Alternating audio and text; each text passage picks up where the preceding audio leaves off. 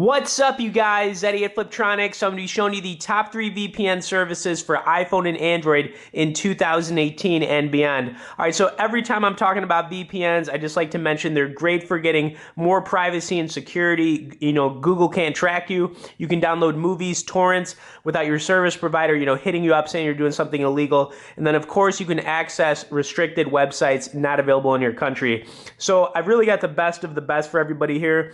I'm subscribed to all 3 of these services currently. I will have links in the description if you want to check any of them out, but we will kick things off here with NordVPN. Now, as far as user interface, I gotta say this one's probably the best. So they've got a really cool map feature on here which lets you browse, anywhere in the world. And when you're browsing around, you'll see these little blue dots everywhere. Basically, if you wanted to connect to any, country or any area, you'd literally just click on the dot, and then you could, quick connect to it. So we've got South Africa right here. Let's just connect real quick, and you get to see the active, IP and everything, which is really cool. You can pull this down, and it'll show your new IP address. It'll show you that your connection is active. And I also want to mention that I haven't had any issues with, things disconnecting on here. I always have really good connections when I'm using Nord. I want to pull up their website real quick, but just a little background on Nord. They've been around since for like 6 years now. So, I mean, they've been in the game a while. But like I said, the user interface on here is really good. They also have the ability to connect 6 devices simultaneously. So whether you're using like an iPhone, Android, Windows computer, Mac, whatever you're using, you can connect up to 6 different accounts. So check this out. So they have over 4,400 servers to choose from worldwide. That's a ton. Okay, so I mean, you've got a lot of different servers, and they cover pretty much everywhere in the world. You have a couple different options for connecting on here. Like I said, you can use the map feature, which is really cool, or you can just go to all servers and you can kind of browse where you'd like to connect. Each different country is going to have multiple servers in it, but they automatically choose the best one to connect to, which is really cool.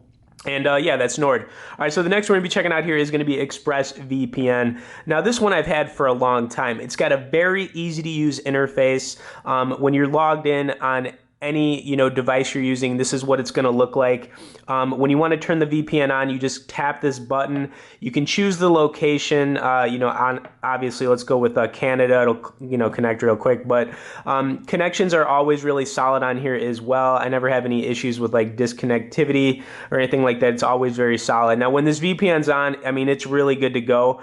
Some other features that you're going to have on here. There's a couple like kill switch features that are pretty cool, but when you want to turn it on and off, you literally just have to tap the button. I mean, that's it. There's a smart location feature, which is pretty cool too, but ExpressVPN, I've been subscribed to this for at least 2 years now.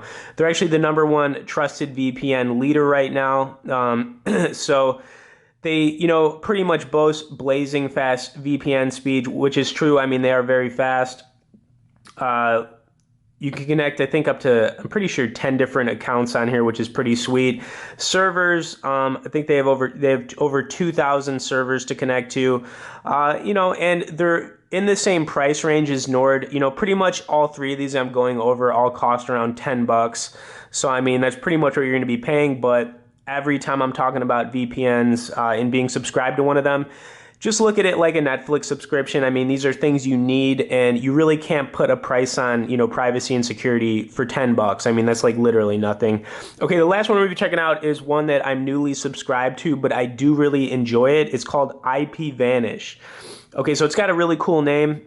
It's got a pretty easy to use interface as well. Now, you can choose the country right here that you want to connect to. I kind of just left it on Australia. After that, you can choose the city. And it does best available, but you can, choose where you want to be connected to. I'm pretty sure it's going to connect to Sydney. And then server-wise, it'll also pull up the best server to connect to. So when you're logged in and you're ready to connect, literally you just press the connect button right here.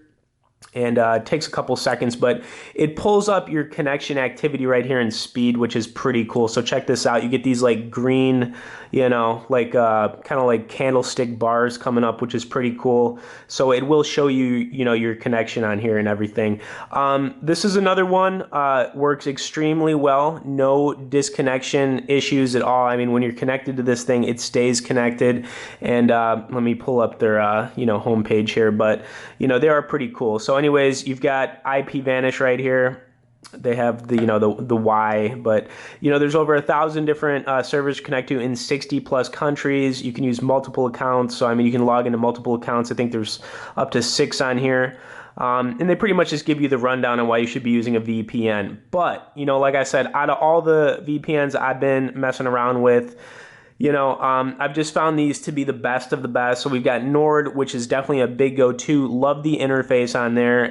You know, very user-friendly. You got Express, which is also like, you know, the #1 VPN service in the world currently.